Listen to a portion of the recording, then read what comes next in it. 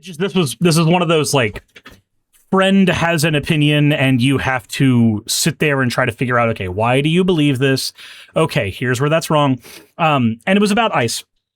And it was about ICE not judging everybody who's in ICE by the people that you see on videos doing the murder of Renee Good and stuff like that.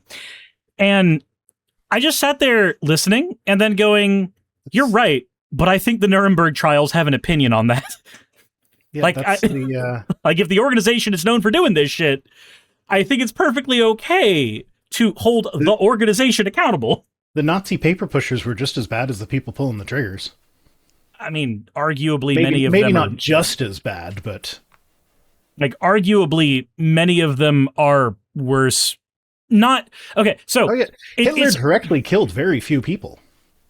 So like the paper pushers, on the one hand, you can say that it's not as bad because they weren't the ones pulling the trigger. On the other hand, you don't get logistics and supply lines to keep an army running, doing the things it's doing without the paper pushers. For every one paper pusher, you feed 10,000 soldiers. Yeah. So like, as much as they might not be directly responsible, they like arguably they're less responsible, but also arguably they are more responsible. Like in terms of scale, they enable the whole thing. So it's one of those things where like I would love to have the opinion, like really, I would love to be able to have the opinion that, hey, we can't judge everybody by the standards of the organization by which they are a part of. The thing is that if you are a part of that organization and you have not actively left that organization, at a certain point, where is my judgment supposed to begin and where is it supposed to end? If you have decided that this is how you want to operate. Also, I love when noises are loud and I'm not allowed to turn them off. Thanks, computer. Anyway. My noise or your noise? No, it was a noise on my end. It had nothing to do with yours. Well, I mean, as long as we're going to go down that tangent, can we talk about the eating noises in video games and how there should just be a toggle to turn them all off? I mean, if Resident Evil 9 has a toggle to turn off spiders, I agree. I don't need to hear someone go directly into my face every few minutes. I'm pretty sure that was the Minecraft one. That's not the one I was going for, but sure.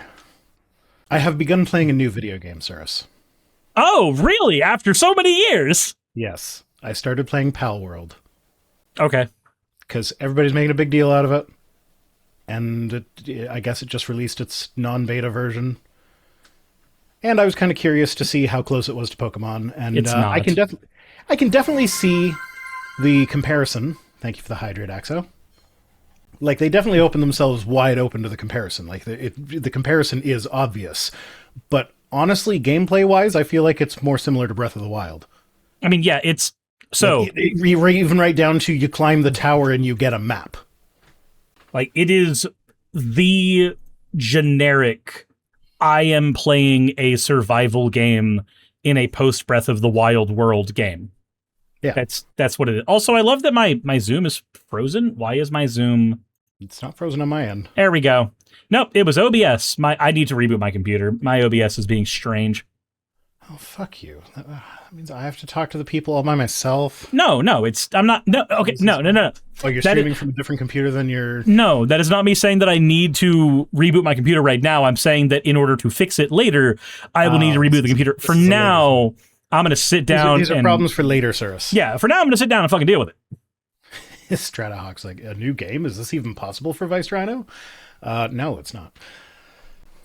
But, yeah, I mean, I also, the other day I saw the prequel movie to the Hunger Games. Mm-hmm. And, I found it annoying. You found it annoying? Well, because first off, the whole premise of the movie, like, I think there could be an interesting story coming out of the war that led to the Hunger Games in the first place. But this is not that. This starts 10 years after that war. Or not 10 years after, but... I mean, the main story starts 10 years after that war. It's the 10th Hunger Games is where we're, like, essentially opening. Mm-hmm. And it follows President Snow and how he's basically a good guy, and we watch him go through his villain turn or whatever. Like, these are the motivations that caused him to become an evil person. And the whole time I'm watching it, I'm just like, we don't need a relatable villain and see understandable things that could happen in his life that could make him turn to villainy later on so that you can understand how that happened. People like Stephen Miller exist. Sometimes there's just no reason for it. It's just Stephen Millering. Mm-hmm. Like, we have records of him being a piece of shit going back to high school. For $5, Spoonbill of Adam says, the thing about military organization is a lot of soldiers don't want to be there, but they feel like they have no other option except abject poverty. Mm-hmm. So No. that's the grunts on the ground. That wouldn't be the paper pushers so much. I mean, yeah, there are paper pushers that would feel that way as well, but at the same time... I know. I understand the there are grunts on the ground thing. I will also say that if you are a person who is being shot by one of the grunts on the ground, they were just doing their job is no comfort to you. Mm-hmm. And that is the perspective that you have to have when trying people. Yeah. But back to Hunger Games, the other thing that bothered me about it was just how much fan service stuff just got shoved in there. Like, background characters that had nothing to do with anything in the plot had last names that were the same as some of the last names of characters from the actual Hunger Games movies. And, like the person that, like, he's forced to mentor one of these kids, and he ends up mentoring the girl from District 12, and nobody thinks that the girl from District 12 will be able to win the games, but then she does win the games, and then he runs off to District 12 with her. I mean, he gets punished for cheating to help her win, but he gets assigned as a peacekeeper to District 12, and he decides to run off with her or whatever, and then as they're, like, foraging for food out in the woods, they're like, oh, here's this thing, it's called a swamp potato, but most people around here call it a swamp potato, but it's actually called a Katniss. And it's just like, no, we don't need this. I don't need to be reminded of the other movie every 30 seconds. Just make this movie a good movie. I still need to actually... Can you move your avatar a little bit? You're, like, hugging the left wall, and it's bothering me. It's bothering you? Yes. Wrong way, motherfucker.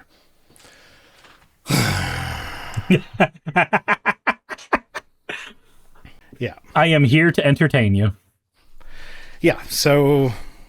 Yeah, I'm not a fan of the prequel to the Hunger Games. I have the book. I need to read the book still. There's a bunch of other books that I need to read.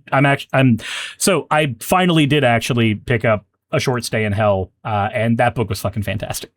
So at least there's one thing, but I do need to get through more books. Well, I am more than halfway through Snuff, and I'm actually a little disappointed with it. Oh? Well, it's kind of falling into a lot of copaganda tropes. Of, like, this cop is bending the rules, but it's okay for him because he knows that he's after the right guy. Like, that sort of thing. And I'm just like, I after all the shit we've seen cops do over the last, like, I mean, realistically, since the police were formed in the United States as replacement KKK slave hunters, but, like, in my lifetime, things that I've seen cops do, especially in recent years, and I'm including ICE on the list of cops, but, like, the George Floyd things, and you go back to the 90s, there's the Rodney King riots. Like, after seeing all of this bullshit in my life, I'm just like, no, I don't want cops who go rogue because they are certain they have the right guy. That is how the wrong guy gets executed. Mm-hmm. And, yeah. No, I can get that. So, you know what's funny? It sucks that a lot of propaganda shows in general are actually, like, good shows on their own. Like, I know that's why they work, right? It wouldn't work if they were bad. Like, if The Rookie wouldn't work if it was a bad show. But it's also propaganda. Yeah, I mean, I can't watch The Rookie because I get, like, good show or not, I get distracted by the fact that it's copaganda now. Paw Patrol is copaganda. Yes, it is. Yeah, no, that's training little kids that the police are there to help you with call 911 for everything, because, like, the turtle not being able to cross the road is an emergency. Yep. I said it's the fantasy of good cops. And again, it's not to say that there are not good people on the police force, because it would be naive to argue that they are not. Whenever somebody says ACAB, much like how when somebody says they're a socialist, they are talking about a system that they would prefer. When somebody is saying ACAB, they are largely talking about a system and how bad it is to participate in that system. I mean, I'm tempted to actually that, because I'm on Blue Sky. I've seen some of the ACAB posts. Right. So they do not mean systemic. So here's what I'm going to say about Blue Sky. That is a bunch of fucking delusional hugbox idiots. I'm sorry, but much like how having an environment that is primarily right-wingers makes them all infinitely more toxic, having a environment that is only the left-wingers, when it's like the broad social environment, not your individual discourse, right? When you have this broad social environment that is that, you get a lot of people bouncing ideas between each other and not actually verifying if any of them are salient in any way, shape, or form. Like, you get that on both of those sides. I will argue that our unsalient things are at least not fucking harmful. You just both sides it. No, both sides is when you're saying that both sides are equally or at least proportionally bad. Yeah, Twitter is objectively worse. In every way, shape, and form. I don't not pull Blue Sky posts because nobody posts bullshit on Blue Sky. It's just a lot harder to find. I have, I think, 2 today from Blue Sky. Yeah, like, I am in the camp, personally. Spoonbill of Adam would like to know if ACAB applies to military members. Military members aren't cops. And what about military police? Oh my god. So there's also the other... here's the other reason why I personally have that stance where the ACAB thing is concerned. That it's a conversation about systems, and it should always be a conversation about systems, because if you're not having your conversation about systems, you are divorcing yourself from fucking reality. If your options are, let's say you're a trans person, you can't afford HRT and there is no future that you can envision where you can, but the United States military is willing to pay for your surgery. What are your options? Become part of the fucking suicide statistic or learn to fire a gun? Like, I'm sorry, I'm not going to blame that person. Yeah. Fennec linked to a Mother Jones article that, judging by the URL, it's about flock cameras replacing police jobs. Mm-hmm. So, like, they're actually defunding the police by using flock.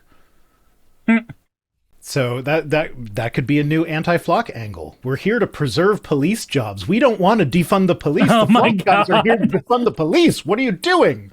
I saw a short that was a guy holding a green laser and just going, okay, so I know that Fennec says it's funnier. Like, I know that you understand, right, that if you fire a green laser at a flock cameras or a flock camera, you can disable it and blind it forever, and it's irreparable. But why would you ever want to do that? Come on now. And it's just all these different things you can do to fuck with it, followed by, but you would never do that, right? Oh no, this is the story about how cops have been using flock cameras to, like, stalk their exes and shit like that. I mean, that doesn't surprise me. You haven't heard this one? No, I haven't heard it. I'm just not surprised. Okay. But do you have that story up? Is that one of the ones we're covering today? It was not one of the ones we're covering today, because Fennec seems allergic to emailing the stories to me, instead preferring to send them to the chat. I did click it, Fennec. But we have a system in place. And Fennec does email me stories. Jesus Christ. I just don't usually use theirs. Wow. I don't actually know that that's the case. I forget to credit people often enough that to ask me for any statistics on how often I use any particular individual stories, I couldn't tell you. Jesus Christ. Some Fluffy Lynn says, are you really complaining about how Fennec does your job? That's part of my job is complaining about you guys not doing my job for me. So yeah. Okay, should we do Fennec Story live? Sure, let's do Fennec Fuck it, Story we'll do it live. live. Okay. Man, I wish that guy wasn't an alt-writer. Fennec? No, not well, one, Fennec's a woman. Two, no, the ShamWow guy, the fuck it, we'll do it live guy. Oh, that guy. Yes, him. No, not Fennec. Jesus. I was very confused there for a second. Hey, you made it to the end. I want to give an extra thanks to the patrons who allow me to do this full time. I want to thank Aaron Rail, Astral, Britzkrieg, Jemshin, Poundini, Red Joker, Victoria, Jonas, Craig, Tarika, Fireshard, Smiling GM, John, Dren Hadamada, Creeper, Sagitta, you know I'm not saying that last part, Sylvie Snow, Valis of Seraph, Ottoman Angel, Rooster Rachel, and Fire Panda, who are all my $20 and up patrons.